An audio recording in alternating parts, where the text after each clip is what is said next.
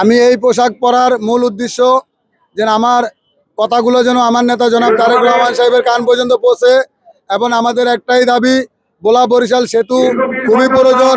ভোলার ভিতরে এতগুলা মানুষের চলাফেরা, আমাদের বরিশাল আসা খুবই কষ্টকর।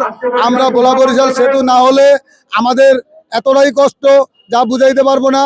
আমাদের একজন লোক অসুস্থ হয়ে পড়লে আমরা তাকে বরিশাল আনতে আমাদের দীর্ঘ সময় লেগে যায়।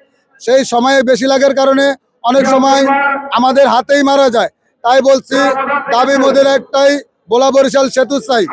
এই ভোলা বরিশাল সেতুটা নিয়ে আমরা খুবই কষ্টে আছি।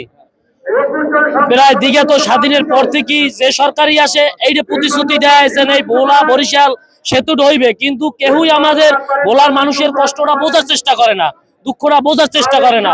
আওয়ামী লীগ গত 17 বছর জোর জবরদস্তি ক্ষমতা থাকাকালীন এই যে প্রতিশ্রুতি দিয়েছে যে এই ভোলা বরিশাল সেতুটা করিয়ে দেবে, বরিশাল এবং ভোলার মানুষের মধ্যে একটা প্রতিকতা বন্ধুত্ব সৃষ্টি করিয়ে দেবে, ব্যবসা বাণিজ্য উন্নতি হবে। কিন্তু সেই 17 বছর জোর জবরদস্তি থাকেও এত টাকা লুটতরাজ করিয়ে পারে না সেতুটা করতে।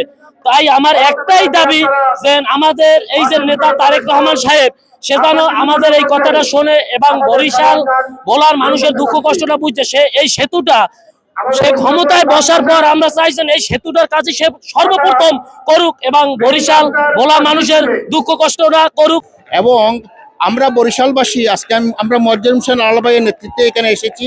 আমরা বরিশালবাসীর পক্ষ থেকে আমরা আশা করি এখানে বরিশালবাসীর যে দাবি দাওয়াগুলো আছে সেগুলো জনাব তারেক রহমান সাহেব এখান থেকে লিপিবদ্ধ করে নেবেন এবং নির্বাচনের পরে রাষ্ট্র পরিচালনার দায়িত্ব যদি উনি পান তাইলে নিশ্চয়ই উনি আমাদের এই বরিশালবাসীর দাবি দাওয়াগুলো, ন্যায্য দাবি দাওয়াগুলো অবশ্যই পূরণ করবেন।